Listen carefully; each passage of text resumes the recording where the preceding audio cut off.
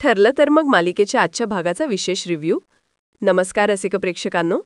ठरलं तर मग मालिकेच्या आजच्या भागात रहस्य, धोका आणि नाट्यमयता यांचा मोठा संगम पाहायला मिळाला. अर्जुन आणि सायलीने अनेक सत्यांचा पर्दाफाश केला, तर कुटुंबात एकीकडे प्रेम आणि दुसरीकडे तणावाचं वातावरण दिसलं. मागील भागात लोखंडे कुटुंबाला गाठल्यानंतर अर्जुन आणि सायलीने त्यांना थेट जाब विचारला. सायली तुमचा मुलगी नसताना तिचा फोटो तुमच्या फॅमिली फ्रेममध्ये काय करतो? या प्रश्नाने लोखंडे पूर्णपणे हादरून गेले. अर्जुनने पोलिसांना फोन करण्याचा इशारा देताच सदाशिव आणि मैनावतीने सत्य कबूल केले. त्यांनी सांगितले की भिंतीवरचा सायलीचा फोटो खोटा होता, तो चिकटवला गेला होता.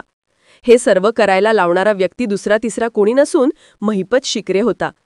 त्यानेच रोकड देऊन आणि जीवे मारण्याची धमकी देऊन त्यांच्याकडून हे खोटं काम करून घेतलं. महिपत शिकरेला आपल्या आणि सायलीचं काहीही संबंध नाहीये असं लोखंड्यांनी वारंवार सांगितलं.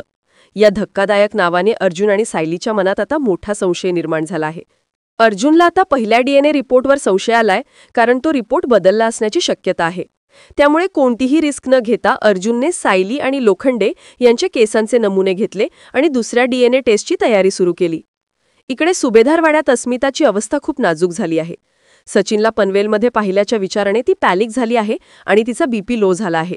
अश्विनने तिला विश्रांतीचा सल्ला दिला असला तरी अस्मिता कोणाचंही न ऐकता थेट दिल्लीला जाऊन सचिनला भेटण्याचा हट्ट धरते. अखेरीस सचिन तिच्या आईच्या फोनवर कॉल करतो.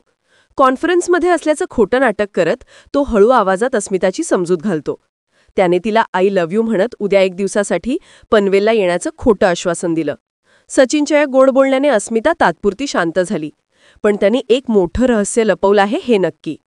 या सर्व तणावात अश्विनचा कुटुंबावर असलेला राग पुन्हा एकदा उफाळून आला. मी तुमच्यासाठी फक्त एक डॉक्टरच आहे का, असा थेट प्रश्न त्याने कल्पनाताई आणि पूर्णाईंना विचारला. कुटुंबाने तन्वीला कधीच स्वीकारलं नाही, त्यामुळे आता मीही तुमच्याकडून डॉक्टर व्यतिरिक्त कोणत्याही अपेक्षा ठेवणार नाही, असं सुनावत तो रागाने बाहेर पडतो. दुसरीकडे किल्लेदारांच्या घरी प्रतिमा आत्यांच्या स्मृती जाग्या होत आहेत. त्यांना त्यांच्या भूतकाळात घडलेली एक भयंकर घटना आठवतेय. एका व्यक्तीने त्यांचा जीव घेण्याचा प्रयत्न केला होता आणि त्यांना भाजलेल्या लाकडाने त्यांच्या चेहऱ्यावर मारलं होतं. हे भयानक सत्य आठवताच प्रतिमात्या मोठ्याने किंचाळतात. त्यांच्यावर कोणीतरी प्रहार केला होता आणि त्या व्यक्तीचा संबंध महिपत शिकरेशी असू शकतो याची जाणीव रविराज सरांनाही होते. या सगळ्या मानसिक तणावातून बाहेर पडण्यासाठी आणि देवी आईचा आशीर्वाद घेण्यासाठी प्रतिमा आत्या सायलीसोबत देवी आईच्या मंदिरात जायचा निर्णय घेतात. साक्षीचा संशय वाढून असून ती याच विचारात असताना तिला एका गुरुजींची भेट होते. गुरुजी तिला सांगतात की तिच्या पाप पुण्याच्या तराजूत पापाचं पारडं जड होत चाललंय आणि तिला आता देवी आईची मनोभावे सेवा करण्याची गरज आहे. गुरुजींच्या या बोलण्याने साक्षीच्या मनात अधिक गोंधळ निर्माण होतो. आता महिपत शिकरेच्या नावाने अर्जुनला मिळालेल्या नव्या माहितीमुळे तो अधिक सतर्क झाला आहे. लोखंडेंनी ज्या बाईला सायलीला दिलं होतं तिला भेटायचं अर्जुन आणि सायली ठरवतात. पुढील भागात अर्जुन त्या बाईला भेटतो जी महिपत शिकरेंच्या प्रश्नांची उत्तरं देत असते. तेव्हा अर्जुनला धक्का बसतो, कारण महिपत शिकरेनेही त्या बाईला सायलीबद्दलच विचारलं होतं. तर दुसरीकडे देवी आईच्या मंदिरात आशीर्वाद घेण्यासाठी आलेल्या प्रतिमा आत्या आणि सायली यांच्यासमोर महिपत शिकरे उभा राहणार. महिपत शिकरेला पाहून प्रतिमा आत्यांना त्यांचा पूर्ण भूतकाळ आठवणार का?